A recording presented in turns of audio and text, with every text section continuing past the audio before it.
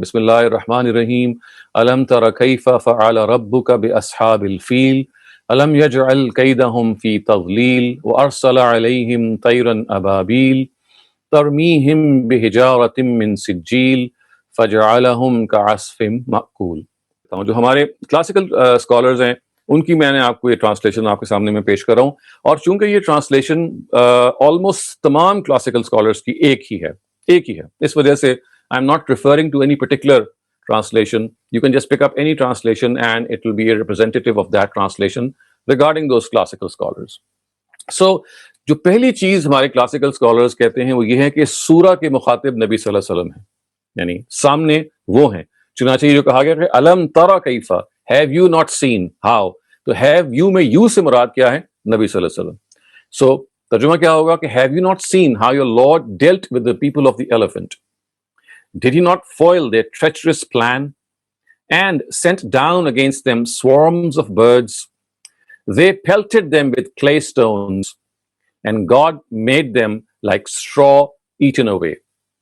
تو یہ خواتین حضرات ایک ایسی تفصیل ہے جو آپ میرے خیال ہے اچھی طرح واقف ہوں گے۔ یہ معلوم ہے کہ یہ جو واقعہ جس کی طرف اشارہ قرآن مجید کر رہا ہے، پہلے تو ذہن میں یہ رکھیے گا کہ قرآن کا یہ عام طریقہ ہے کہ وہ واقعے کی تفصیل نہیں بیان کرتا، اس سے وہ اتنا حصہ نکال لیتا ہے کہ جس کا مقصد اس سورہ کے حوالے سے اور اس سورہ کی پلیسمنٹ کے حوالے سے کوئی پیغام دینا ہوتا ہے۔ اور چونکہ تفصیلات عربوں کے ہاں معلوم و معروف ہوتی ہیں تو وہ اس سے تعرض نہیں کرتا، تو آپ کو وہ تفصیلات نہ بھی معلوم ہوں تو محض اس ترجمے سے آپ کو یہ واضح ہو جائے گا کہ اللہ تعالیٰ جیسے کہ ہمارے کلاسیکل اسکالرز نے اس کو سمجھا وہ کیا فرما رہے ہیں۔ سو اس کی جو پس منظر میں جو تاریخ ہے خواتین حضرات، اس کو بھی آپ تھوڑا سی ذہن میں تازہ کر لیں، آئی ایم شور آپ کے ذہن میں ہوگی۔ تو ابرہہ کے بارے میں یہ بیان کیا جاتا ہے کہ یہ یمن کے ایک کرسچن بادشاہ تھے، اور وہ بیسکلی انہوں نے یمن کے اندر ایک اپنی حکومت قائم کر لی تھی، اور ہی واز اے پرسن ہو جس کے بارے میں ہماری تاریخ یہ بتاتی ہے کہ he was a prejudiced Christian, he wanted to convert people into Christianity. چنانچہ انہوں نے جو یہودی بادشاہ تھا یمن کا، یعنی Yemen was originally governed by a Jewish king, اس کو انہوں نے ایک طریقے سے ایک چال چل کے قتل کروایا اور اس کی سلطنت پر قبضہ کر لیا، اور ایبیسینیا میں جہاں پہ نجاشی رولرز رہے ہیں ان کے بہاف پہ انہوں نے حکومت کرنی شروع کر دی۔ تو جو پاور تھی basically the power of the throne it lies with the kings of Abyssinia، جو حبشہ کا علاقہ ہے۔ سو اگر آپ گلف جو کو کراس کر کے اندر جائیں گے جو سپریٹ کرتی ہے افریقہ کو اور عرب کو، تو وہ ظاہر ہے کہ وہ بالکل پراکسیمٹی میں ہے، تو وہاں وہ ہی was ruling on behalf of the king of Abyssinia, king Negus ہے یا نجاسی ہے، اور انہوں نے اس کو یہ ایک لحاظ سے خبط تھا کہ ساری دنیا کو کرسچینٹی میں کنورٹ کرنا ہے ایز فار ایز پاسبل۔ تو جب انہوں نے یہ دیکھا کہ مسلمان جو ہیں، یا یوں کہ عرب جو ہیں جو ابھی پوٹینشلی مسلمان جنہوں نے ہونا تھا، بیکاز یہ جو واقعہ جس کی ہم طرف اشارہ کر رہے ہیں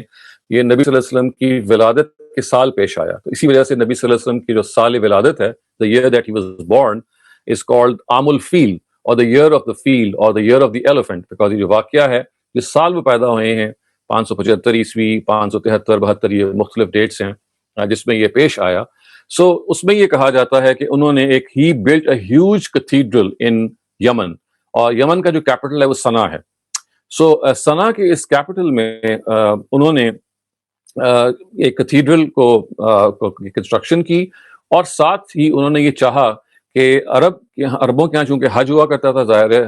حضرت ابراہیم کے زمانے سے حج ہوتا چلا آ رہا تھا، اور ایک بہت بڑی عبادت تھی جو مشہور تھی، تو وہ he wanted to divert that حج into the capital of Sanaa in his own cathedral, اور وہ چاہتے تھے کہ کسی طرح سے لوگ وہاں کی بجائے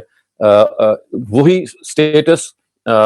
اسی کیتھیڈرل کو دیں کہ جو انہوں نے سنا میں تعمیر کر دیا تھا، اور اس کے لیے وہ چاہتے تھے کہ کسی طرح سے عربوں کا جو اسٹرانگ ہولڈ ہے اس کو تباہ کر دیا جائے، تاکہ وہ جو لوگ ہیں ان کو فورسبلی کنورٹ کیا جائے کرسچینٹی میں، اور پھر ultimately they are forced to pay the respects to this cathedral which was of course built by him in Sana'a. Sana'a is, as I said, was the capital of Yemen in those times. So اس کے لیے انہوں نے پھر ایک scheme تراشی ہے خواتین حضرات، میں چاہتا ہوں کہ اس اسکیم کے بارے میں پھر تھوڑی سی آپ سے گفتگو ہو جائے۔ وہ اسکیم کے بارے میں یہ کہا جاتا ہے کہ بنیادی طور پہ جس کو آپ قید کہتے ہیں نا، میں نے ابھی آپ کے سامنے وہ الفاظ پڑھے تھے، کاف یہ اور دال. قید کا مطلب ہے مخفی چال. چال انہوں نے یہ چلی کہ انہوں نے یہ کہا، مشہور کر دیا کہ دیکھیے کہ someone has violated the sanctity of our cathedral، اور اس کے بارے میں ہماری ہسٹریز یہ بیان کرتی ہیں کہ کسی شخص نے he went and relieved himself in that cathedral، یعنی وہاں جا کے پخانہ کر دیا. and this actually infuriated him، اور انہوں نے کہا کہ میں اس صورت کو میں ٹالریٹ نہیں کروں گا. تو اس ہمارے مفسرین یہ کہتے ہیں، ہمارے کلاسیکل مفسرین، کہ اس چال کو انہوں نے ایکچولی چلا، اور چاہتے تو وہ یہ تھے کہ to divert the Arabs from their حج and to forcibly convert them into Christianity and make them come to that cathedral in the south of Arabia which is in Sana. لیکن بہانہ کوئی نہیں تھا کہ کیوں عربوں کو کس طرح سے سرنگو کریں. تو اس سے یہ ایک جھوٹ تراشا گیا کہ بھئی ہمارے کیتھیڈرل میں کسی عرب نے آ کے یہ کام کر دیا ہے. اب ہمارے شاہنشاہ جو ہیں اس طرح غصے میں آ گئے ہیں کہ انہوں نے ہمارے کیتھیڈرل کے ساتھ زیادتی کی ہے، تو اب ہم ان کے کیتھیڈرل کو یا ان کے کعبہ کو ہم ڈھانے کے لیے آ رہے ہیں. تو یہ کہا جاتا ہے کہ 60,000 کے ایک لشکر جرار، ایک ہیوج آرمی سے انہوں نے حملہ کیا، اور تاریخیں یہ بیان کرتی ہیں کہ کوئی کہتا ہے 9 ہاتھی تھے، کوئی کہتا ہے 10 ہاتھی تھے. غالباً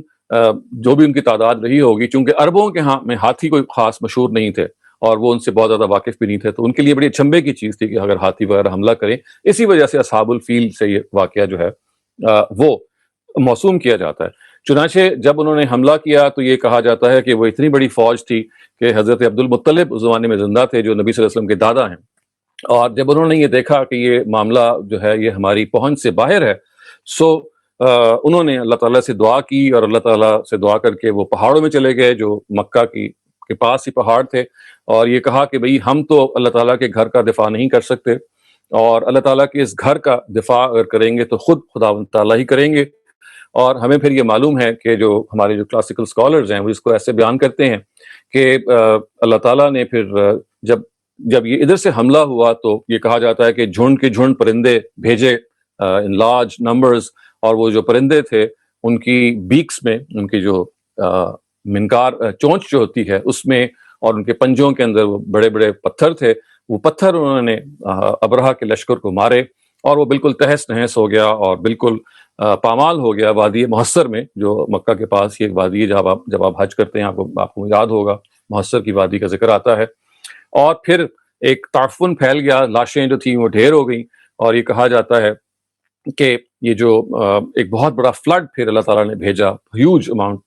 lots and lots of water, جو پھر ان لاشوں کو بہا کے لے گیا. تو یہ وہ تفسیر ہے جو ہمارے کلاسیکل اسکالرز کرتے ہیں. اور چونکہ میں نے یہ کہا کہ اس کے لیے تھوڑا سا آپ کو یہ you'll have to dig deep into how they have come up with this interpretation. تو الفاظ آپ بالکل دیکھ سکتے ہیں کہ اللہ تعالیٰ کی طرف اس اسکیم کو انہوں نے موسوم کیا، اور یہ کہا کہ ایک ٹریچرس پلان ہے جو انہوں نے اصل میں تو چاہتے تھے کہ کسی طرح سے کیتھیڈرل کی طرف لوگ مڑیں، لیکن پلاننگ یہ کی کہ یہ سٹوری مشہور کر دی. اس میں ہمارے بعض اور جو اسکالرز ہیں وہ اس کو ایسے بھی بیان کرتے ہیں کہ جو ٹریچرس پلان ہے وہ اصل میں کچھ اور تھا. اصل میں وہ تو یہ تھا کہ یعنی جو ابرہہ تھا، جو ظاہر ہے کہ he was the person who had attacked the holy Kaaba. The purpose was that he actually take charge of the routes which were the trade routes of Arabs which passed through Arabia، اور یمن سے گزرتے تھے اور مصر و شام کی طرف جاتے تھے. تو بعض لوگوں نے یہ لکھا ہے کہ یہ جو مخفی چال ہے اصل میں یہ تھی کہ کسی طریقے سے وہ ٹریڈ روٹس ہمارے ہاتھ میں آ جائیں گے. اگر وہ جگہ ہی ان کے پاس نہیں رہے گی عربوں کے پاس، تو آپ کے ٹریڈ روٹس جو ہیں وہ ابرہہ کے پاس چلے جائیں گے. تو کچھ لوگوں نے اس کو بھی بیان کیا ہے. تاہم چونکہ جو ہمارے ہاں کلاسیکل اسکالرز ہیں، میں نے اس کی آپ کو تعارف کروایا تھا کہ ان کے ہاں جب بھی کوئی قرآن کی آیت آتی ہے تو اس کی تفسیر وہ روایت کی بنیاد پہ کرتے ہیں. تو آئیے ہم یہ دیکھیں گے جو میں نے آپ کے سامنے یہ پوری بات بیان کی ہے روایتوں میں کیسے بیان ہوئی ہے، کیونکہ آبویسلی اس پوری کی پوری بات کو جب ہم روایتوں سے اخذ کرتے ہیں خواتین حضرات، تو وہ ہے جو آپ یوں جس کو آپ جان سکتے ہیں کہ یہ بیسکلی ان کی فاؤنڈیشن ہے، ان کی بنیاد ہے.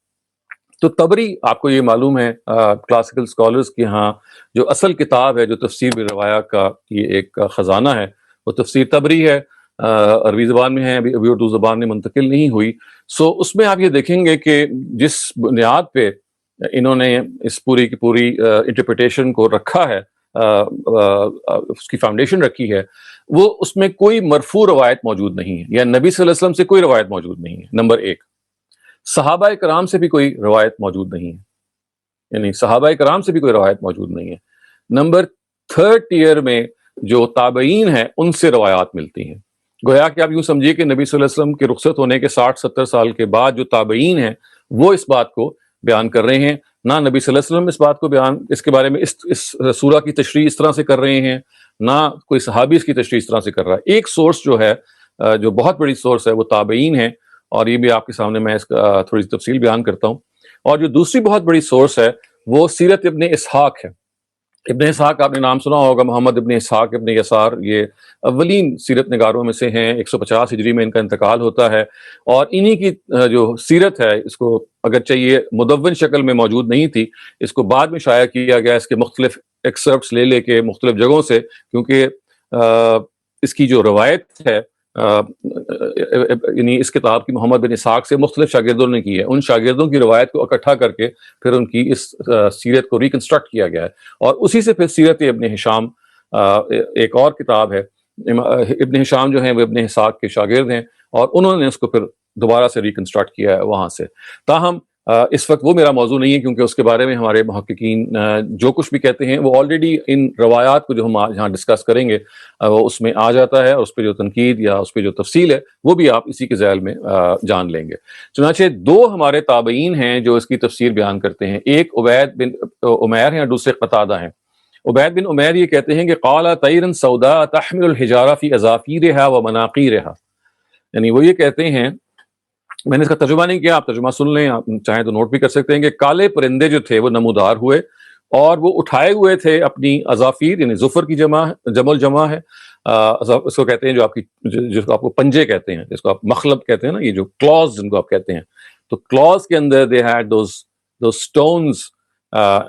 they carried those stones in their claws۔ اور دوسرا یہ کہا گیا کہ ان کی جو منقار ہے، منقار کہتے ہیں چونچ کو، اور یہ انہوں نے استعمال کیا ہے اس بمباری کے لیے جو انہوں نے اصحاب الفیل پہ کی۔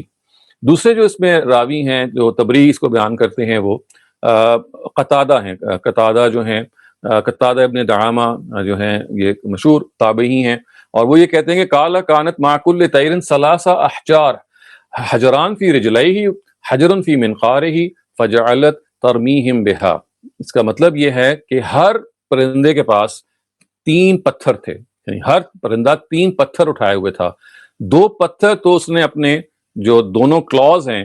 اس کے اندر تھے، یعنی ایک پتھر ایک کلاو میں، ایک پتھر دوسرے کلاو میں، اور ایک اور پتھر اس کی چونچ میں تھا۔ چنانچہ ہر پرندے کے پاس 3 پتھر تھے، 2 اس کے پنجوں میں اور ایک اس کی چونچ میں۔ فجعلت ترمیہم بہا، تو ان کے ذریعے سے وہ ان کو اس نے مارنا شروع کر دیا، ان ہاتھی والوں کو، اور ان کو تہس نہس کر دیا۔ خواتین حضرات، اس سلسلے میں جو چیز آپ واضح طور پہ سمجھ لیتے ہیں وہ یہ ہے کہ اس پرنسپل کو سامنے رکھتے ہوئے اس کی جو تشریح کی گئی ہے بیسیکلی وہ یہ ہے کہ پرندوں نے وہ سارا کام کیا۔ حضرت عبد المطلب اور ان کے جو ساتھی ہیں وہ جا کے مکے کی پہاڑیوں میں چھپ گئے، اور انہوں نے یہ کہا کہ یہ 60,000 کی فوج ہے اور ہمارے پاس تو شاید 2-4 ہزار یا 5,000 ہم لوگ جمع کر سکیں، it's way beyond us to actually counter this huge attack۔ تو انہوں نے اللہ تعالیٰ کے سپورٹ کر دیا، اور therefore ان کی جو ساری کی ساری سعی تھی اور ساری کی ساری جو کوشش تھی وہ بیسکلی یہ تھی کہ یہ گھر اللہ کا ہے اور یہ اللہ ہی اس گھر کی حفاظت کرے گا۔ اور دیکھیے تاریخ نے ثابت بھی کر دیا کہ اللہ تعالیٰ نے اپنے گھر کی کیسے حفاظت کی ہے۔ تو اس سے آپ یہ جان لیتے ہیں کہ ہمارے جو کلاسیکل تفسیر ہے، جو میں نے آپ کے سامنے صرف اس کی کا استدلال مزید پیش کیا، ادروائز یہ کوئی نئی چیز آپ کے لیے نہیں ہوگی، کیونکہ ہم شروع سے اسی طرح کی تفصیل کو پڑھتے چلے آ رہے ہیں۔ اب ہم ذرا دوسری طرف بڑھتے ہیں خواتین حضرات، اور یہ دیکھتے ہیں کہ جو فرائی اسکالرز ہیں اس کو کیسے انٹرپریٹ کرتے ہیں۔ اور میں فرائی اسکالرز میں I am especially referring to استاذ امیر الدین Farahi himself, because he is the person who has put forth his explanation, اور ان کے بعد اسی ایکسپلینیشن کو ان کے شاگرد استاذ امین حسن اصلاحی اور استاذ امین حسن اصلاحی کے شاگرد استاذ جاوید احمد غامدی نے فرائی صاحب ہی کی انٹرپریٹیشن کو مور اور لیس لیا ہے، اور اس کو بعض جگہوں سے ریفائن کیا ہے، یا بہت معمولی اختلاف سے آگے بیان کیا ہے، ورنہ جو بنیادی بات ہے وہ وہی ہے جو فرائی صاحب کی ٹرانسلیشن ہے. اب دیکھیے دیر از اے مارکڈ ڈفرنس, یہ آپ کو اب اچھی طرح سے سمجھ میں آنا چاہیے کہ there is a marked difference between how Farahi translates this سورہ in a very different way. تو وہ یہ کہتے ہیں, سب سے پہلے تو یہ کہتے ہیں کہ اس سورہ کے جو مخاطب ہیں نبی صلی اللہ علیہ وسلم ہے ہی نہیں. اس سورہ کے مخاطب تو قریش ہیں, کیونکہ نبی صلی اللہ علیہ وسلم تو موجود نہیں تھے جب یہ واقعہ ہوا ہے. تو یہ کوئی قابل فہم بات ہی نہیں ہے کہ کہا جائے کہ آپ نے دیکھا نہیں کہ لوگوں نے کہ آپ کے رب نے کیسے ہاتھی والوں کے ساتھ معاملہ کیا. تو ان یہ کہتے ہیں کہ یہاں نبی صلی اللہ علیہ وسلم کا مخاطب ہونا ہی اصل میں بالکل بے محل ہے, because he was not even born when this event took place. تو اس کے اصل مخاطب وہ قریش ہیں جو ابھی بھی زندہ تھے جب یہ سارا واقعہ پیش آیا. تو پہلا اختلاف انہوں نے یہاں یہ کیا. اور دیکھیے اب ترجمہ ذرا ان کا پڑھ لیجئے کہ have you not seen how your Lord dealt with the people of the elephant? Did he not foil their treacherous plan and sent down against them swarms of birds? اب یہ دیکھیے and swarms of birds, یہاں تک ترجمہ آپ classical اور fry scholars کا ایک ہی سمجھیں گے. صرف فرق یہ ہے کہ مخاطب کے بارے میں دو الگ الگ رائے ہیں. یعنی وہ یہ کہتے ہیں کہ نبی صلی اللہ علیہ وسلم مخاطب ہیں, اور فرائی اسکالرز یہ کہتے ہیں کہ نہیں, بیسکلی یہ مخاطب قریش ہیں. یہاں اب چوتھی اور میں جو وہ آیت ہے, یہاں پہ ترجمہ استاد فرائی کہتے ہیں کہ وہ نہیں ہے جو کہ کیا جاتا ہے کہ یہ جو برڈز ہیں انہوں نے کوئی یہ جھنڈ کے جھنڈ میں نمودار ہوئی تھیں, بلکہ اس کے بالکل برعکس You pelted them with clay stones. You سے مراد یہاں قریش ہیں. آپ لوگوں نے یہ سنگ باری کی تھی, اور اللہ تعالیٰ نے پھر اس کا نتیجہ یہ نکلا تھا کہ اس سنگ باری کے نتیجے میں جو پرندے آئے تھے وہ پرندے اس لیے نہیں آئے تھے کہ وہ حملہ کریں, بلکہ وہ اس لیے آئے تھے کہ ان کی لاشوں کو کھائیں, اور وہ لاشیں وہ نوچ کے لے کے چلے گئے. اور نتیجہ یہ نکلا جب وہ لاشوں کو نوچ کے چلے گئے کہ God made them look like straw eaten away, جیسے کھایا ہوا بھس ہوتا ہے. تو آپ یہاں یہ دیکھ سکتے ہیں خواتین و حضرات کہ استاد محی الدین فرائی یہ کہتے ہیں کہ ایسا ہرگز نہیں ہوا کہ یہ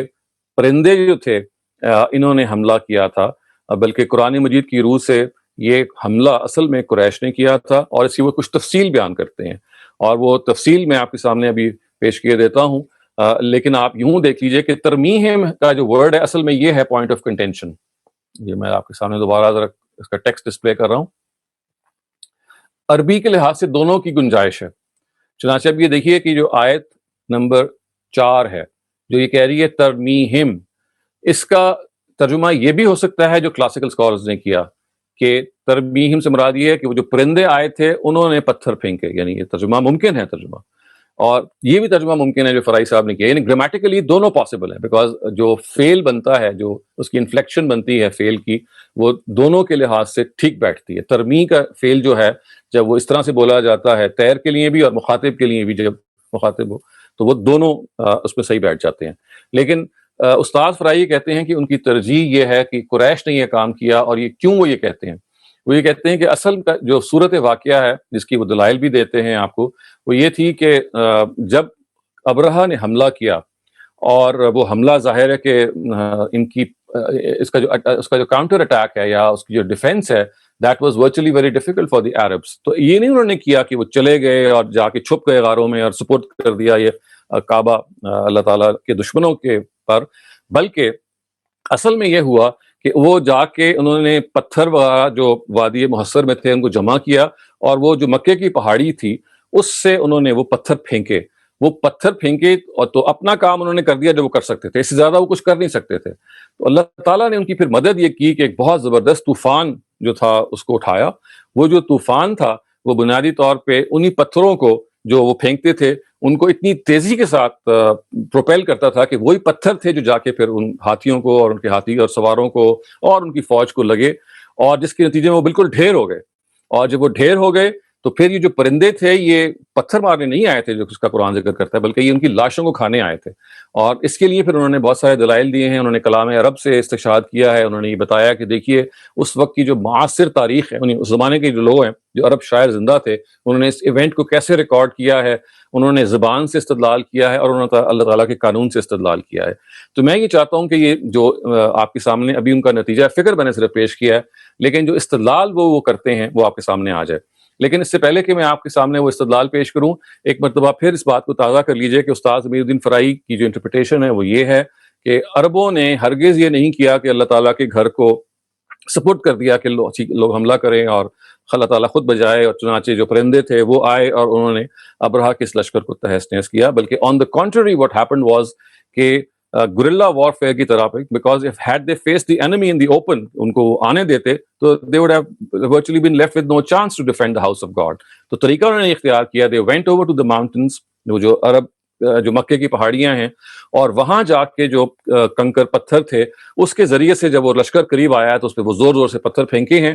اللہ تعالیٰ نے ان کی اس سنگباری کو، اس پتھر پھینکنے کو اتنا افیکٹو بنایا کہ اسی موقع پہ ایک حاسب چلائی. حاسب کہتے ہیں ایک سٹون، یعنی پتھر کی جو ہوا ہوتی ہے، یعنی ایسی ہوا جس کے اندر پتھر جو ہیں وہ سائیکلونک ہوا ہوتی ہے، وہ پتھر جو ہیں وہ اڑ رہے ہوتے ہیں اور وہ لگ رہے ہوتے ہیں. تو ان کے جو پتھر تھے ظاہر وہ بھی افیکٹولی بہت زیادہ تیز پھر برسنے شروع ہو گئے، اور وادی کے اندر جو اور پتھر پڑے ہوئے تھے وہ بھی پھر اس سائیکلونک ہوا کے نتیجے میں آگے گئے ہیں، اور اس کے نتیجے میں پھر سارے کا سارا جو ہے وہ لشکر جو ہے وہ تہس نہس ہو گیا ہے. پرندے جو بھیجے گئے تھے جس کے بارے میں کلاسیکل انٹرپریٹرز یہ کہتے ہیں کہ basically they were sent to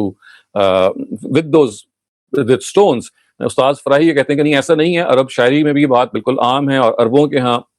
یہ جگہ جگہ پہ ہے کہ جب بھی لشکر کوئی جایا کرتا تھا تو چونکہ پرندے دے آر ویری انٹیلیجنٹ، کو پتا چل جاتا کہ وار ہونی ہے، کہیں نہ کہیں خون بہنا ہے اور ان کو اپنی غذا مل جائے گی، ان کو they'll get to eat what they would like to. So they would travel with the army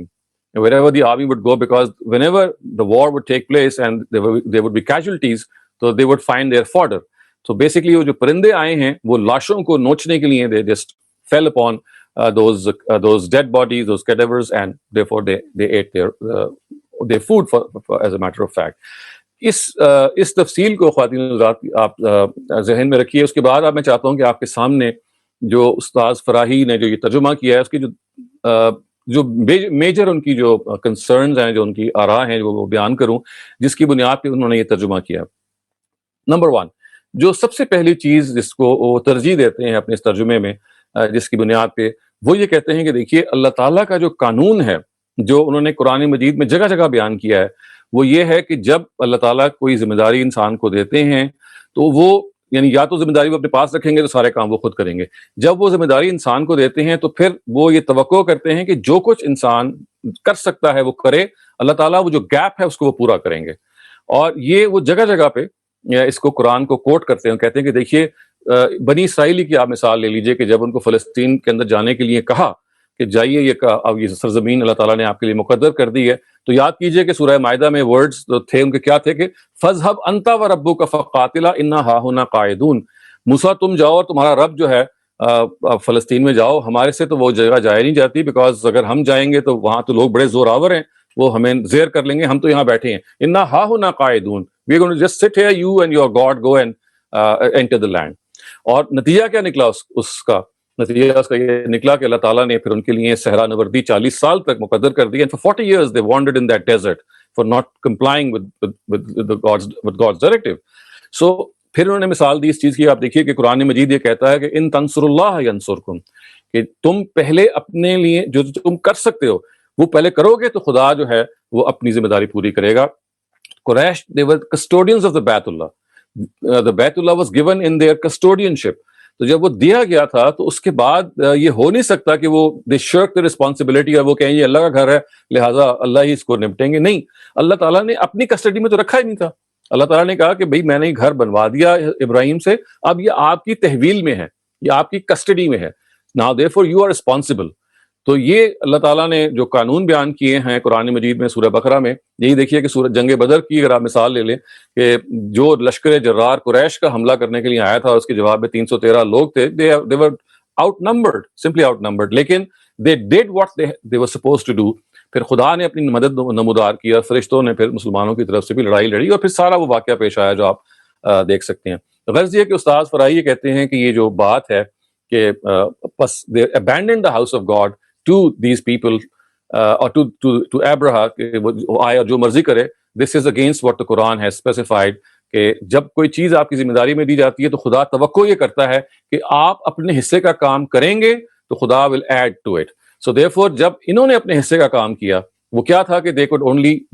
throw those stones from those nearby mountains. جب انہوں نے یہ کیا تو اللہ تعالیٰ کی مدد اس طرح سے نمودار ہوئی کہ پھر ایک زبردست آندھی چلی اور اس نے ان پتھروں کو پھر ایک بہت فورس دی، اور وہ محض انسان کے اٹھے ہوئے پتھر نہیں تھے بلکہ بالکل وہی کیفیت تھی جو جنگ بدر کے موقع ہی پہ قرآن میں بیان ہوئی ہے کہ وما رمیت اذ رمیت ولکن اللہ رما، یہ جو پتھر تم نے مارے ہیں تم نے نہیں مارے بلکہ خدا اس کے پیچھے ہے. سو وہ یہ اس کو استدلال کے طور پہ پیش کریں گے نمبر 1 کہ یہ قانون قدرت کے خلاف ہے کہ جو چیز آپ کی تحویل میں دی گئی ہے، جو ذمہ داری آپ لگائی گئی ہے، اس کو آپ بالکل شرک کریں اور آپ کہیں جی کہ اللہ میاں یہ آپ کی آپ کا گھر ہے، آپ کی ذمہ داری ہے. گھر تو ظاہر اللہ تعالیٰ کا ہے لیکن اس نے آپ کی ذمہ داری میں دیا ہوا ہے. ایک بات. دوسری چیز جو ہے وہ زبان کی ہے، اور یہ بہت امپورٹنٹ خواتین حضرات، لنگوسٹکس چونکہ ایک بہت امپورٹنٹ چیز ہے جو قرآن مجید ہی سے ہم اس کو سمجھتے ہیں. آپ کو یاد ہوگا کہ جب میں نے 5 پرنسپلز کا تعارف کروا رہا تھا تو اس میں ایک پہلی جو چیز تھی وہ پیرللز آف دا قرآن ہے، قرآن مجید کی جو نظائر ہیں. تو یہ پہلا پرنسپل ہے، یہ بالکل نظائر کی روشنی میں بیان کر رہا ہوں کہ قرآن مجید کے نظائر یہ بتاتے ہیں، اس کی جو پیرلل ورسز یہ بتاتی ہیں فرائی اسکول کے مطابق کہ جب تک انسان اپنی بساط بھر کوشش کر نہیں لیتا اس ذمہ داری کو پورا کرنے کے لیے، تو پھر اس کے بعد ہے جب خدا کی نمودار ہوتی ہے. یہ ہو نہیں سکتا کہ وہ اپنی ذمہ داری کو ادا نہ کرے اور پھر خدا کی مدد آئے، وہ آئے گی نہیں، پھر آپ اس کے مستحق نہیں ٹھہریں گے. تو چونکہ قرآن کے نظائر اس کے حق میں ہیں، تو پہلی چیز جو فرائی صاحب نے بیان کی وہ اسی پرنسپل کی اپلیکیشن ہے. دوسری، آپ کو یاد ہوگا کہ میں نے آپ سے عرض کیا تھا کہ لینگویج ایک بہت بڑا فنامنا ہے فرائی اسکول کی اپروچ میں. تو آپ وہ دیکھیں گے ایک اور چیز وہ آپ سے بیان کرتے ہیں، اور اس کو ذرا غور سے سنیے گا.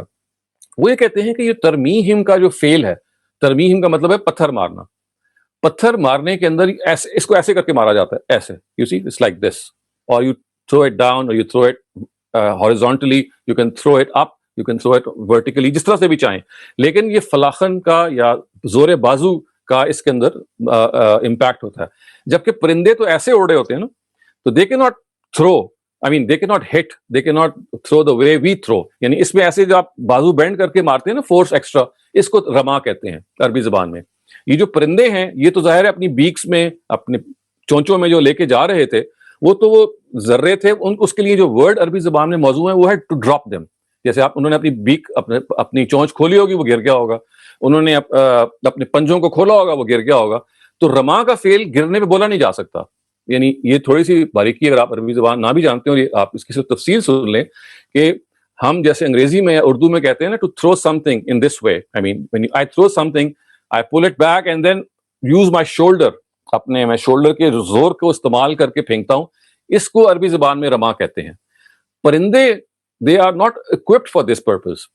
یعنی نہ ان کا کوئی شولڈر ہے، نہ کوئی وہ ایسے کر کے وہ تو کیا کریں گے، وہ they'll just open and drop، open their beaks، open their claws and the thing is going to drop down. تو دوسری جو ان کا استدلال ہے وہ یہ ہے کہ دیکھیے ترمیہم کا جو ورڈ ہے وہ قریش کی سنگ باری کے لیے تو بولا جا سکتا ہے because they threw the stones like this، لیکن وہ پرندوں کی سنگ باری کے لیے نہیں بولا جا سکتا کیونکہ پرندے تو وہ ایسے نہیں پھینک رہے ہوتے، وہ ڈراپ کر رہے ہوتے ہیں. تو ڈراپ کے لیے رما کا فعل نہیں بولا جاتا عربی زبان میں. یعنی اس قدر امپورٹنٹ بات ہے کہ رما جو ہے وہ، جیسے آپ دیکھیں نا عربی زبان میں آپ جب حج کرتے ہیں تو رمی نہیں کرتے، یہ وہی رما ہے. تو رمی آپ کیسے کرتے ہیں؟ وہ ایسے کرتے ہیں نا، you throw it like this, use your shoulder power. تو یہ وہ کہتے ہیں کہ لنگوسٹکلی یہ پاسبل نہیں ہے کہ پرندے یہ کام کریں. پرندوں کے لیے اگر اللہ تعالیٰ نے کروانا ہوتا وہ تو کروا سکتا تھا، اس پہ کوئی اللہ تعالیٰ سے تو بعید نہیں ہے، وہ میریکلز بھی لے لیتے ہیں، لیکن اس کے لیے پھر یہ عربی زبان کا لفظ کسی سے موضوع نہیں ہے. تو دوسری چیز وہ یہ بیان کرتے ہیں کہ عرب ہسٹری جو ہے، جو لنگوسٹکس ہے، وہ اس کے خلاف کھڑی ہے اس تعویل کے کہ یہ کام پرندوں نے کیا ہو. اس کے لیے کوئی اور پھر اللہ تعالیٰ کو ورڈ استعمال کرنا چاہیے. تو ابھی تک ہم نے ان کے 2 دلائل پڑھے ہیں. ایک دلیل ہم نے یہ پڑھ لی کہ قرآن کی جو نظائر ہیں، قرآن کا جو اپنا قانون ہے جو اللہ تعالیٰ ہی نے بیان کیا ہے جگہ جگہ پہ، وہ یہ ہے کہ پہلے انسان خود ایک کام کرتا ہے جو اس کی ذمہ داری میں دیا گیا ہے، اور پھر خدا اس میں ایڈ کرتے ہیں. ایسا نہیں ہو سکتا کہ خدا جو ہیں وہ بغیر آپ کی ایڈیشن کے آپ کو مدد کریں گے. وہ پھر ایسا ہوتا تو پھر بہت ساری اور معاملے میں ہم یہ دیکھتے ہیں کہ ایسا نہیں ہوا. چنانچہ آپ یہ دیکھیے اگر آپ خانہ کعبہ کی ہسٹری اٹھا کے پڑھیں گے تو کئی مرتبہ یہ جو خانہ کعبہ تباہ ہوا ہے بعد میں بھی، اور it was rebuilt. The last time that it was actually rampaged was in about 500 years ago. یہ Ottomans کے امپائر کے ٹرکس کے زمانے میں زبردست فلڈ آیا تھا، اور یہ it got inundated اور ساری دیواریں کلیپس کر کے گر گئی تھیں. خدا کی کوئی مدد نمودار نہیں ہوئی. It had to be repaired by hand. دوبارہ سے بنایا گیا اس زمانے میں 16th century میں. اس سے پہلے آپ دیکھیے تو کرامتا جو تھے، جو شیعیٹس تھے، وہ 1000 ہجری کے آس پاس انہوں نے حملہ کیا خانہ کعبہ پہ اور حجر اسود کو اکھاڑ کے وہ لے گئے تھے. They just took the حجر اسود, اور کئی سال تک جو تھا وہ بعض دفعہ ایسا ہوا کہ حج بھی معطل رہا اور بعض دفعہ حجر اسود کے ایبسنس میں یہ معاملہ سارا ہوا. اس سے پہلے عبداللہ ابن زبیر نے, یعنی آپ سمجھ لیں کہ 60 بیان کیا جاتا ہے 60 ہجری کے آس پاس ایک بہت بڑی آگ لگی تھی جس کے نتیجے میں بہت زیادہ کعبہ جو ہے وہ ڈیمیج ہوا تھا. اس کے 10 سال کے بعد آپ کو معلوم ہے منجنیکوں سے حملہ کیا گیا اور حجاج بن یوسف نے سنگباری کی ہے خانہ کعبہ پہ, کیونکہ عبداللہ بن زبیر نے اس پہ قبضہ کیا ہوا تھا. تو اسی وہ یہ کہتے ہیں کہ دیکھیے اگر یہ معاملہ ایسا ہی تھا کہ آپ کی انیشیٹو کے بغیر اللہ تعالیٰ نے مدد کرنی تھی, تو پھر ایسا کیوں نہیں ہوا کہ سارے ہسٹری کے واقعات میں اللہ تعالیٰ خانہ کعبہ کو بچاتے؟ نہ انہوں نے آگ سے بچایا, نہ انہوں نے حجر اسود کو چوری سے بچایا, نہ جو منجنیکوں سے خانہ کعبہ پہ حملہ ہوا اس میں خدا نے اپنے کعبہ کو ڈیفینڈ کیا. ہر ایک میں ہیومنز ہی تھے جنہوں نے اس کو somehow or the other کیا. سو یہ الگ سے ایگزامپلس ہیں جو دی جا سکتی ہیں regarding the law of God. Unless you fulfill your responsibility, God is not going to do his part. تیسری چیز جو وہ یہ بیان کرتے ہیں وہ یہ ہے کہ جو عرب کی جو معاصر شعراء ہیں وہ جگہ جگہ اس چیز کو بیان کرتے ہیں. یعنی دیکھیے شعراء جو ہیں they are contemporaneous, یعنی they were at the time of that incident. یہ جو ہم تابعین سے اس وقت روایت ہم نے پڑھی ہے یہ 100 سال کے بعد تھے جو یہ کہتے ہیں کہ پرندے نمودار ہوئے. تو وہ ہوا کیا ہے؟ اصل میں ہوا یہ ہے کہ وہ ہسٹری یہ بیان کرتی ہے, وہ اشعار یہ بیان کرتے ہیں کہ اللہ تعالیٰ نے جو ایک حاسب ہے وہ زبردست طریقے سے چلائی, اور وہ حاسب جو تھی, حاسب کہتے ہیں سٹون ہرلنگ ونڈ کو, ایک ایسا سائیکلون جس کے نتیجے میں پتھر برسنے شروع ہو جاتے ہیں. تو اس کی عینی گواہ تھے اس سائیکلونک ونڈ کے جنہوں نے اس کو قلم بند کیا. چنانچہ میں یہاں تو اس کی تفصیل آپ کے سامنے نہیں کروں گا, آپ میں سے جو لوگ چاہتے ہیں اس کو دیکھ سکتے ہیں. استاد حمید الدین فراہی نے کلام عرب سے بے تحاشا مثالیں دے دی ہیں اپنے مجموعہ تفاسیر فراہی میں, جہاں پہ انہوں نے وہ اشعار نقل کیے ہیں. بلکہ میرا خیال ہے میں نے شاید 2 شعر میں آپ کو پیش بھی کر دیتا ہوں جو میں نے ان کی تفسیر سے لیے ہیں, جس میں یہ جو آئی وٹنس اکاؤنٹ ہے کہ بھئی بیسکلی یہ سٹون ہرلنگ ونڈ تھی جس نے سارے کا سارا معاملہ کیا. یہ دیکھیے یہ ایک شعر ہے کہ فَأُرْسِلَ مِن رَبِّهِمْ حَاسِبٌ يَلُفُّهُمْ مِثْلَ لَفِّ الْقَزِمِ then the Almighty unleashed a حاسب on them which enwrapped them like rubbish. تو وہ زبردست طریقے سے وہ ان پر برسی ہے. پھر سیفی ابن عامر اس کو بیان کرتے ہیں کہ فلما اجازوا بطن نعمان ردهم جنود اللہ بین صاف و حاسبی, یعنی as soon as they advanced beyond the بطن نعمان, یہ جگہ کا نام ہے, the forces of the Almighty alighted among the حاسب and saif and destroyed them. یہ حاسب اور سیف بیسکلی خواتین حضرات یہ سائیکلونک ہوا کے عربی نام ہے. تو عرب شاعری کے اندر اس کو ریکارڈ کیا گیا کہ کیسے اس سائیکلونک ہوا وہ اتنی تیزی کے ساتھ آئی, بمبارڈ کیا, اور پھر یہ سارا کا سارا معاملہ ہوا. اچھا پھر ظاہر ہے یہ سوال پیدا ہوتا ہے کہ یہ تو آئی وٹنس اکاؤنٹ تو صرف یہ کہہ رہے ہیں کہ ہوا آئی, پرندوں کا تو کوئی ذکر نہیں کر رہے. تو اور جو ہمارے اکاؤنٹس ہیں وہ یہ بیان کرتے ہیں کہ نہیں, جب بھی وار ہوتی تھی تو یہ عربوں کا یہ عام طریقہ ہوتا تھا کہ اس وار کو پورٹرے کرنے کے لیے وہ دکھاتے تھے کہ دیکھیے ادھر وار ہو رہی ہے اور ادھر یہ پرندے نمودار ہو رہے ہیں. تو اس کے بھی بہت سارے اشعار استاد فراہی نے کلام عرب سے جمع کر دیے ہیں اپنے ہاں, بتایا کہ دیکھیے کہ یہ کتنا عام بات تھی کہ جہاں جنگ شروع ہوتی تھی وہاں پہ جو بھی واقعہ ہونا ہوتا تھا تو the army would be followed by those birds. ظاہر ولچرز ہوتے تھے, ایگلز ہوتے تھے جو کہ اس طرح کے they were omnivorous, یعنی جو گوشت کھانے والے ہوتے تھے, carnivorous I would say, تو carnivorous ہوتے تھے and they would tear apart their prey. تو یہ اس کو انہوں نے جگہ جگہ پہ بیان کیا ہے. تو تیسری چیز انہوں نے بتایا کہ دیکھیے جو کنٹمپرری عرب ہسٹری ہے جو شاعری کی شکل میں ریکارڈ ہوئی بھی ہے وہ اس کو کیسے بیان کرتی ہے. چوتھی جو چیز ہے خواتین حضرات جو انہوں نے بتایا ہے وہ یہ ہے کہ عرب ہسٹری یہ بتاتی ہے کہ جب ابرہہ کی جو لشکر جب قریب آیا ہے تو جتنے بھی عرب کے قبائل تھے ان سب نے مزاحمت کی ہے. یعنی کسی نے یہ نہیں کیا جیسے قریش کے بارے میں کہا گیا نا کہ they just went into the mountains. نہیں, ہر ایک نے اپنے لیول پہ, یعنی before they reached مکہ سے پہلے بھی جو کافی ٹائم تھا نا, یمن they were coming from the south, you see they were traveling towards north. تو رستے میں بہت سارے اور قبائل آئے ہیں تو ہر قبیلے نے مزاحمت کی ہے, ہر قبیلے نے ڈیفینڈ کیا ہے and they did not let that army pass through even though they were destroyed. لیکن they offered a lot of resistance. بلکہ یہ کہا گیا ہے کہ ایک ٹرائب ہے بنو ثقیف کہتے ہیں, اس کا ایک فرد تھا ابو رغال. He was a person who actually جس نے ایک ٹریچری کی and he led them to Mecca because زمانے میں مکے کا رستہ تلاش کرنا جو شارٹسٹ روٹ تھا اس کے لیے گائیڈ چاہیے تھے. تو ابو رغال نے he acted as a guide for them and he led them to Mecca. تو ابو رغال کے بارے میں ہماری ہسٹریز یہ بتاتی ہیں کہ basically he was the person, جب وہ مر گیا تو اس کی قبر پہ سب لوگ سنگ باری کرتے تھے، پتھر مارتے تھے کہ یہ ہی از اے ٹریٹر، کہ اس نے وہ رستہ دکھایا ان کو، ابرا کی فوج کو، جبکہ صورتحال یہ تھی کہ اس طرح کی کوئی بات ہم امیجن نہیں کر سکتے جیسے کہ یہ بیان ہوئی. تو سارے کے سارے قبائل جو تھے انہوں نے ریزسٹنس شو کی. تو یہ بالکل بعید ہے کہ اگر قبائل نے ریزسٹنس شو کی ہوگی تو عرب جو کسٹوڈینز ہیں انہوں نے ریزسٹنس نہیں شو کی ہوگی، اور جیسے کہ بیان کیا جاتا ہے کہ وہ خانہ کعبہ کو اللہ تعالیٰ کے سپورٹ کر کے پہاڑوں میں جا کے چھپ گئے ہوں گے. تو یہ استاد فرائی کہتے ہیں کہ یہ چھپنے والا جو معاملہ ہے یہ نہ قرآن سے اس کی تائید ہوتی ہے، نہ زبان سے تائید ہوتی ہے، نہ عرب شاعری اس کے بالکل خلاف کھڑی ہے. اور پھر یہ کہ جو کنٹمپٹ جو ہسٹری اس زمانے کی ہے وہ بھی یہی بات بیان کر رہی ہے. اچھا، پھر اس کے بعد خواتین حضرات، اگر میرا خیال ہے کہ میں نے وہ حصہ بھی شاید آپ کے لیے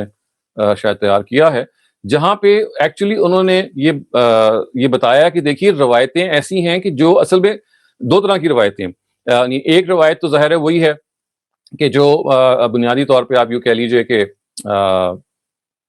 ان کے خلاف کھڑی ہیں، لیکن وہ کہتے ہیں کہ دیکھیے بعض روایتیں ایسی ہیں کہ جو ایگزیکٹلی وہی بات بیان کر رہی ہیں جو فرائی صاحب بیان کر رہے ہیں. تبری ہی میں وہ روایتیں ہیں، میں آپ کے سامنے بھی ان کو پڑھ کے بھی سناتا ہوں. بنیادی طور پہ یعنی تبری میں جو روایات ہیں وہ یہ کہتی ہیں کہ جو پرندے تھے وہ شکاری پرندے تھے،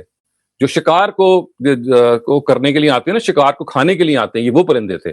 تو تبری میں دونوں طرح کی روایتیں موجود ہیں. ایک روایت وہی ہے جو میں نے ابھی آپ کو بتائی جس میں کلاسیکل انٹرپریٹیشن جس پہ کھڑی ہوئی ہے، تو کیا کہتی ہے کہ پرندوں نے حملہ کیا. لیکن ایک اور طرح کی روایات یہ بتاتے ہیں کہ پرندے ہرگز حملہ کرنے نہیں آئے تھے، بلکہ پرندے جو تھے they were like جیسے ہوتے ہیں scavengers تھے and they came to eat the meat of those casualties جو کہ وہاں پہ لاشیں پڑی ہوئی تھیں. چنانچہ اب یہ دیکھیے کہ اس میں آپ کو ایک موقوف روایت مل جائے گی عبداللہ ابن عباس کی. اس کیس میں بھی کوئی نبی صلی اللہ علیہ وسلم سے روایت نہیں ملتی. دیکھیں پرانی جو ہم نے روایتیں پڑھی ہیں اس میں نہ تو نبی صلی اللہ علیہ وسلم سے کوئی روایت تھی نہ صحابہ سے تھی. دو روایتیں ہم نے پڑھی تھی، ایک عبید بن عمیر کی اور قتادہ ابن دعامہ کی، دونوں کے دونوں تابعی ہیں، دونوں کے دونوں تابعی ہیں. جبکہ فرائی صاحب کہتے ہیں کہ دیکھیے تبری ہی میں وہ دوسری روایتیں موجود ہیں جو کہتی ہیں کہ بیسکلی ایسا نہیں ہوا تھا کہ وہ جو پرندے تھے وہ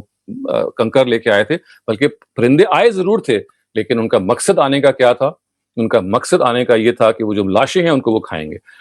یہ کہتے ہیں کہ اکرما سے یہ ہے، اکرما جو ہے یہ عبداللہ ابن عباس کے شاگرد ہیں. ابھی آپ دیکھیے گا آگے عبداللہ ابن عباس کی روایت بھی آ رہی ہے. چنانچہ بھی کہہ سکتے ہیں کہ یہ جو روایت ہے یہ پچھلی روایتوں سے ایک ڈگری ہائر ہے. پچھلی روایتیں جو ہیں وہ ساری کی ساری موقوف ہیں، they are all from the تابعین، جبکہ یہ جو ہیں اس میں دو تابعین میں سے ہیں اور ایک صحابی سے ہے جو عبداللہ ابن عباس ہیں. تو اکرما یہ کہتے ہیں کہ طیرن ابابیل تفسیر کرتے ہوئے کہتے ہیں قال کانت طیرن خضراء خرجت من البحر لها رؤوس كرؤوس السبع، یعنی یہ گرین رنگ کے پرندے تھے اور یہ سمندر کی طرف سے نمودار ہوئے اور ان کے منہ بڑے بڑے تھے، جیسے کہ درندوں کے منہ بڑے بڑے ہوتے ہیں جو کسی کو کھانے کے لیے آتے ہیں. اچھا، عبداللہ ابن عباس سے بھی اسی طرح کی روایت ہے. یہ کہتے ہیں کہ لہا خراتیہم کا خراتیہم الطیر واکف کا اکف الکلاب، یعنی ان کی خرطوم تھی، خرطوم کہتے ہیں سونڈ کو، جیسے ہوتا نا کہ بڑے بڑے بیکس تھے، بڑی بڑی چونچیں تھیں جو کہ کسی کو کھانے کے لیے کام آتی ہیں چیر پھاڑ کے، اور ان کے پنجے تھے جیسے کہ کتوں کے پنجے ہوتے ہیں، اکف الکلاب، جیسے کہ ان کے کلاز ہوتے ہیں grip the prey in order to eat it.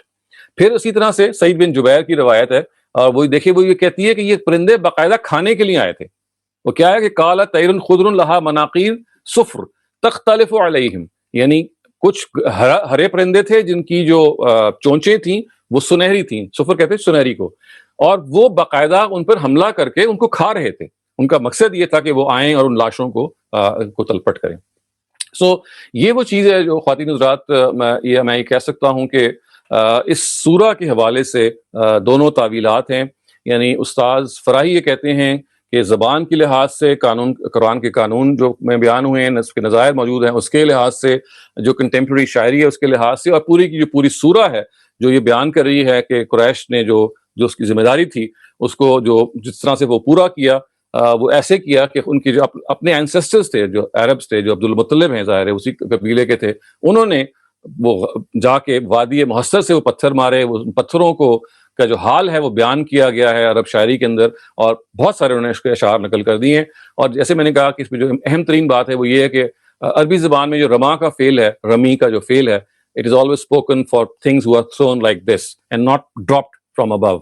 تو وہ کسی طرح سے موضوع نہیں ہے. اچھا، اب ایک سوال پھر بھی رہ جاتا ہے، میں آپ کے سامنے چاہتا ہوں کہ وہ سوال بھی رکھ دوں. وہ سوال یہ ہے کہ پھر سورہ کی ترتیب کے بارے میں ایک کوشچن پیدا ہو جاتا ہے کہ اگر تو پرندے جو ہیں وہ پتھر مارنے کے لیے نہیں آئے تھے بلکہ صرف کھانا کھانے کے لیے آئے تھے،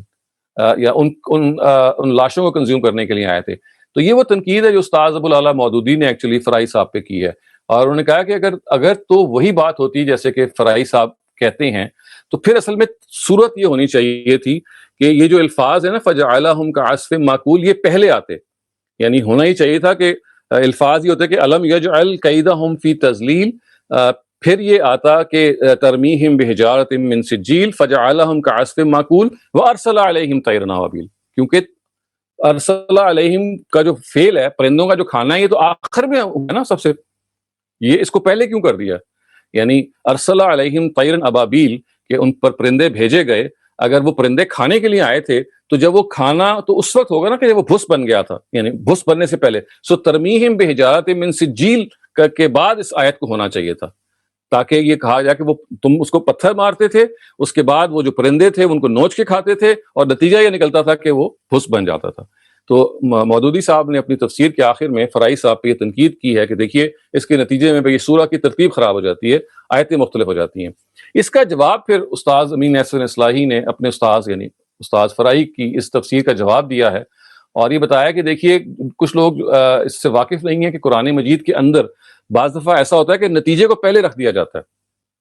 یعنی نتیجے کی بلاغت اور نتیجے کی قطعیت کو بیان کرنے کے لیے نتیجہ پہلے آ جاتا ہے اور وہ بات بعد میں آتی ہے۔ چنانچہ یہ جو کہا گیا نا کہ ارسل علیہم طیرا ابابیل، یہ ہونا تو آخر میں تھا، پرندے نے تو آخر میں آگے کھانا تھا، پہلے تو ظاہر سنگباری ہونی تھی، لیکن اس کو پہلے اس لیے رکھ دیا تاکہ جو قریش کی پامالی کی تصویر ہے وہ آپ کے سامنے آ جائے۔ پھر استاذ اصلاحی نے کہا کہ دیکھیے اس کی اگر آپ نے مثال دیکھنی ہو تو یہ سورہ نوح میں آپ دیکھیے کہ وہاں حضرت نوح ایک دعا مانگ رہے ہیں، وہ دعا ابھی مکمل نہیں بھی ہوئی ہوتی اور اللہ تعالیٰ نتیجہ پہلے سامنے رکھ دیتے ہیں، یعنی ابھی وہ دعا چل رہی ہے اور درمیان میں نتیجہ آ گیا۔ چنانچہ اب یہ دیکھیے کہ جو الفاظ ہیں قال نوح رب انہم عصونی، یہ میں اب اس کا ابھی عربی نہیں پڑھتا، آپ صرف ترجمہ پڑھ لیجئے یہاں سے، تو یہ ہوگا کہ Noah cried, "Oh my Lord, they have disobeyed me and followed those whose wealth and children only increase their loss. They contrived big evil schemes and seduced their nation by saying, do not ever renounce your gods, forsake not Wad nor Suwa nor Yahus nor Nasr." یہ سارے ان کے خدا تھے۔ "They have misled many and you only increase the wrongdoers in their wrongdoing." آپ دیکھیے یہاں اللہ تعالیٰ ایک دم سے بات کو روک دیتے ہیں، ابھی وہ دعا چل رہی ہے لیکن اللہ تعالیٰ نے دعا کا نتیجہ پہلے بیان کر دیا، وہ کیا ہے؟ Hence, because of their sins, they were overwhelmed by the flood and cast into the fire, and they found none besides God to help them. And Noah said، یعنی دیکھیے وہ دعا ابھی چل رہی ہے، وہ دعا آگے آ رہی ہے، دعا کا کچھ حصہ پہلے تھا اور کچھ حصہ بعد تھا۔ یہ دیکھیے نا کہ "O Lord, leave not a single disbeliever in the earth. If you spare them, they will mislead your servants and beget none but wicked and ungrateful ones." آپ یہ اس سے اندازہ لگائیں کہ ابھی وہ دعا ہے اس کو خدا نے انٹرپٹ کیا درمیان میں اور نتیجہ پہلے بیان کر دیا۔ وہ نتیجہ کیا تھا کہ بھئی ان کی اس بد عملی کی وجہ سے ایک فلڈ نے ان کو آ لیا اور وہ آخرت میں آگ میں ڈالے جائیں گے، لیکن ظاہر ہے اس کو تو دعا کے آخر میں آنا چاہیے تھا کیونکہ دعا تو ابھی ختم ہوئی ہے بالکل آخری جگہ پہ آ کے، جہاں پہ ابھی آپ دیکھ رہے ہیں ورس اینڈ ہوئی ہے۔ لیکن ہوتا کیا ہے کہ بعض دفعہ نتیجے کی صورت کو سامنے رکھنے کے لیے، نتیجے کی قطعیت کو سامنے رکھنے کے لیے اللہ تعالیٰ نتیجہ پہلے بیان کر دیتے ہیں۔ تو اصلاحی صاحب نے یہ اپنے استاذ کو ڈیفینڈ کیا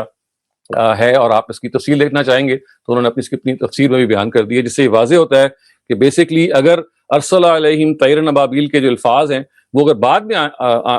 آنے کی ان کو ہونا چاہیے تھا، تو وجہ کیا ہے کہ ان کو پہلے مقدم کیا گیا؟ تو وجہ یہ ہے کہ نتیجے کو پہلے سامنے رکھا گیا۔ تو یہاں خواتین حضرات میں اپنی اس بات کو مکمل کرتا ہوں، ظاہر آپ کے ذہن میں سوالات پیدا ہوئے ہوں گے، میں صرف خلاصہ ایک مرتبہ پھر کر دوں کہ یہ تفسیر ہم نے سورہ فیل کی تفسیر پڑھی ہے، دونوں اپروچز کو سامنے رکھ کے۔ جو کلاسیکل اسکالرس کی اپروچ ہے وہ اپروچ ہے جس کے نتیجے میں جو تفسیر کی گئی ہے وہ اس سے ہم واقف ہیں، بچپن سے بھی سنتے آئے ہیں کہ پرندوں نے سنگباری کی، پرندوں کے ہاتھ میں کے چونچوں میں اور ان کے پنجوں کے اندر وہ سنگ ریزے تھے، وہ پتھر تھے، سنگ گل تھے، جن کو انہوں نے برسایا اور ابرہہ کی فوج کو تہس نہس کر دیا، اور عبد المطلب جو تھے ان کے بس میں نہیں تھا کہ وہ خود ڈیفینڈ کر سکتے، تو انہوں نے اللہ تعالیٰ کے سپورٹ کر دیا۔ اور یہ بھی ہمیں بتایا کہ علم ترا کا جو خطاب ہے یا جو سورہ کا جو خطاب کہنا چاہیے وہ کلاسیکل اسکالرس کے نزدیک نبی صلی اللہ علیہ وسلم ہیں، اور اس میں ان کو یہ کہا جا رہا ہے کہ دیکھیے آپ جو تھے وہ پتھر، یعنی آپ پتھر مارنے کا جو ترجمہ ہے اس کے بجائے جو ترجمہ کیا گیا وہ یہ ہے کہ پرندے پتھر مارتے تھے اور پرندوں نے یہ کام کیا. اس پہ وہ تنقید ہے جو یا اس کی آپ کہہ لیجئے کہ پیرل اپروچ ہے جو استاد امین الدین فراہی نے بتائی کہ زبان کے اعتبار سے رما کا فعل اڈاپٹ نہیں کیا جا سکتا. قرآن کے نظائر کی بنیاد پر قرآن جگہ جگہ یہ کہتا ہے کہ جب تک اہل ایمان اپنا یا جو بھی لوگ ہیں جن کی اللہ تعالیٰ نصرت کرتے ہیں وہ اپنا کام نہ کر دیں, چاہے وہ چھوٹا سا کیوں نہ ہو, خدا کی مدد اس طرح سے نمودار نہیں ہوتی, نہ کبھی ہوئی ہے اور نہ کبھی تاریخ میں. ہم نے اس کی مثال دیکھی ہے, جیسے کہ چند مثالیں بھی میں نے آپ کے سامنے پیش کی. معاصر تاریخ بھی یہ بیان کرتی ہے, عرب شعراء اس کو بیان کرتے ہیں کہ اصل میں وہ ایک آندھی تھی جو چلی تھی. اچھا, پھر فرائی صاحب نے یہ بھی کہا ہے کہ دیکھیے غلط فہمی کی بنیاد یہ بنی ہے غالباً کہ آندھی بھی آئی ہے اس موقع پہ, پرندے بھی آئے ہیں. تو جو عجوبہ پسند طبیعت ہوتی ہے, جب انہوں نے دیکھا کہ اوپر سے آندھی بھی چل رہی ہے اور پتھر بھی گر رہے ہیں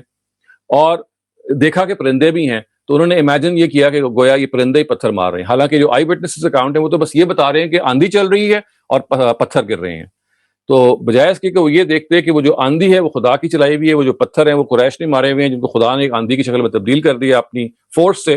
اور وہ پرندے جو بھیجے گئے تھے وہ لاشوں کو کھانے کے لیے بھیجے گئے تھے, نہ کہ وہ پتھر مارنے کے لیے. تو یہ اصل میں صورت واقعہ ہوگی جو بگڑتے بگڑتے اصل میں لوگوں کے فہم میں یہ آیا کہ جیسے پتھر پرندے مار رہے تھے. اور پھر سب سے بڑی وہ تنقید یہ کرتے ہیں کہ معاصر طور پہ جو نبی صلی اللہ علیہ وسلم کی طرف سے اس طرح کی کوئی تفسیر مروی نہیں ہے,